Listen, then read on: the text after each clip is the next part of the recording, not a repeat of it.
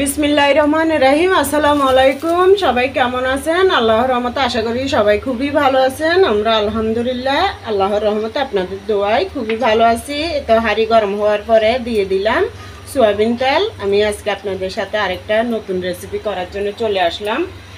আমি করতেছি, আমার বেলায় তো নতুন বলতেছি, কিন্তু আপনারা করে খেয়েছেন নাকি কখনো তা জানি না, এই জন্য নতুন বললাম। এই তো এখন সয়াবিন তেল গরম হওয়ার পরে পেঁয়াজ কুচি দিয়ে দেব, দিয়ে দিলাম।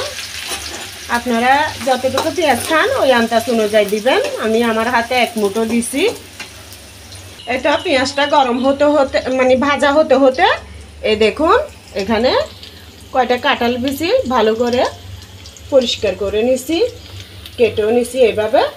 তারপর এখানে চিংড়ি শুটকি আর এখানে হচ্ছে কচুর ফুল, এগুলো তিন আটি নিয়ে আসছে। এই জন্য আমি কি করছি, তিন আটি একসাথে পরিষ্কার করে কুটার পরে ধুয়ে সিদ্ধ করে এভাবে আমি ঘুটনি দিয়ে ঘুটে ফেলছি, একটু সামান্য করে হলুদ দিয়ে সিদ্ধ করে নিছি। নেওয়ার পর এই যে টিফিনখানি এগুলোর মধ্যে একটু একটু করে রেখে দিছি, এভাবে যাতে ডিপে রেখে দিছি। রাখার পর একটু যখনই খেতে ইচ্ছা করছে এক বাটি বের করে যেভাবে রান্না করতে মনে চাই ওইভাবে রান্না করে খাচ্ছি। তো আপনাদের সাথে আজকে এটা শেয়ার করতেছি আমি। তো বন্ধুরা দেখুন আরেকটা জিনিস, এই যে চিংড়ি শুটকি সবসময় এভাবে মাথাটা যদি আপনারা এভাবে করেন তাহলে মাথাটা কেটে একটু ভিজার দিয়ে দিবেন, তাতে ভিজার দিলে যে বালুর ইয়েটা থাকে যে ওটা বের হয়ে যায়। আমি সবসময় এভাবেই করি। পেঁয়াজটা একটু বেরেস্তা হওয়ার পরে, মানে হালকা একটু বেরেস্তা, বেশি না। তো এখানে আমি আবারও পেঁয়াজ বাটা দিয়ে দিলাম এই চামচে 1 চামচ, তারপর রসুন বাটা 1 চামচ, তো আদা বাটা 1 চামচ থেকে একটু কম আছে, মানে আধা চামচই ধরেন। এগুলো আগে দিয়ে দেব, পেঁয়াজ বাটা, আদা বাটা, রসুন বাটা, এগুলো দেওয়ার পর একটু ভেজে নেব কাঁচা গন্ধটা যাওয়া পর্যন্ত। এই তো কাঁচা গন্ধটা যাওয়ার পরে আমি এখন দিয়ে দেব এই 1 চামচে আধা চামচ হলুদের গুঁড়ি, আধা চামচ মরিচের গুঁড়ি, স্বাদ অনুযায়ী লবণ। আমি কিন্তু কচুর ফুল সিদ্ধ করার সময় লবণও দিছি, হলুদও দিছি, তাই পরিমাণ মতো দিলাম। এখানে জিরা ধনিয়ার গুঁড়ো এগুলো দিছি আধা চামচ, এগুলো দিয়ে দিলাম। বন্ধুরা আপনারা যদি আদা না দেন তাহলে স্কিপ করতে পারেন আদাটা। আমরা তো এভাবেই করি, এভাবে রান্না করে খাই, এই জন্য আপনাদের সাথে এভাবে রান্না করে দেখাতেছি। অনেকে তো শুটকির মধ্যে নাকি আদা দিতে পছন্দ করে না, তো আমরা তো এইভাবে খাই, এই জন্য ভালো লাগে আমাদের থেকে, তাই আপনাদের সাথেও শেয়ার করলাম। একটু পানি দিয়ে দিলাম মশলাটা ধুয়ে। তো আমি চিংড়ি শুটকিগুলো দিয়ে দেব, মানে চিংড়ি শুটকি মাছ। অনেকে তো শুটকি বললে আবার আমাকে কমেন্টে করে বলে যে শুটকি কি, তো শুটকি মাছকে আমরা শুটকি বলি। এটা একটু ভালো করে কষিয়ে নিই। এটা একটু কষানোর পরে মশলাটা এখন আমি দিয়ে দেবো কাঁঠালের বিচিগুলো। এখন এটা ভালো করে কষিয়ে নেব মশলা চিংড়ি শুটকির মধ্যে। আমরা যে কোনো মাছের শুটকিকে বলি শুটকি। একটু ভালো করে কষিয়ে নিলাম মশলা চিংড়ি শুটকির মধ্যে। এখন আমি গরম পানি দিয়ে দেবো কাঁঠালের বিচিটা একটু সিদ্ধ হওয়ার পরে। তো আমি কচুর ফুল সিদ্ধ করে রাখছি, ওটা দিয়ে দেব।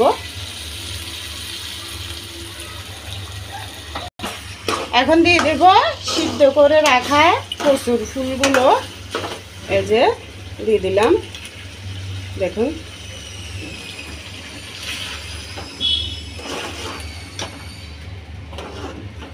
কাঁঠালের বিচিটা সিদ্ধ হয়ে গেছে, সিদ্ধ হওয়ার পর দিলাম। এই কচুর ফুলটা হতে হতে আরও ভালো করে সিদ্ধ হয়ে যাবে। তো বন্ধুরা আপনাদের যদি ভালো লাগে এভাবে একবার হলে করে খেয়ে দেখবেন, খুবই মজার হয় এই ধরনের রান্নাগুলো, তাই আমি আপনাদের সাথে শেয়ার করি। এই তো বন্ধুরা দেখুন 2টা রং আর 2টা এলাচ, তারপর দিয়ে একটুখানি দারুচিনি গাছগুলো আমি এটা বেটে নেব। এই তো এখন আমি যে গরম মশলাটা দিয়ে দেব, রং, এলাচ, দারুচিনি। আপনারা চাইলে আমি এটা স্কিপ করে যেভাবে মশলা দিয়ে করছি ওভাবে করতে পারেন, তবে আমার থেকে ভালো লাগে, বিশেষ করে শুধু আমার থেকেই মানে এভাবে একটু মশলা দিলে ভালো লাগে, তাই দিলাম।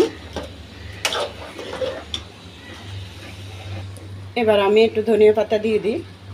আজকে টমেটো তেঁতুল কিছুই দেব না, অন্য সময় তো তেঁতুলের টক অথবা টমেটো এগুলো দিই, আজকে দেব না। কারণ আমি একটু রসুনও বাড়াই দিছি, আদাও দিছি। রসুন একটু বাড়াই দিলে কচু শাক অথবা কচুর ফুল, কচু সরাই এইসব জাতীয় খাবারের মধ্যে, লতির মধ্যে আপনার রসুনটা একটু বাড়াই দিলে গলাটা ধরে না। আর একটুখানি আদা দিলেও মানে এটা খুবই ভালো গলা না ধরার জন্য। তাই আজকে টমেটো দিলাম না, কোনো টক জাতীয় কিছুই দিলাম না, এভাবে করে দেখালাম। তো আপনাদের ভালো লাগে আমার রান্নাগুলো শেয়ার করে দিয়েন সবার কাছে যাতে পৌঁছাতে পারে। আর যদি বেশি ভালো লেগে থাকে তাহলে আমার বন্ধু হয়ে লাইক করে আমার পাশে থাকবেন।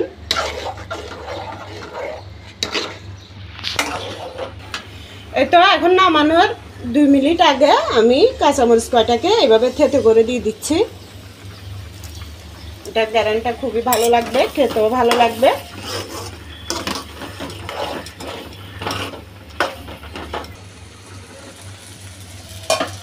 এই তো আমার এটা হয়ে গেছে,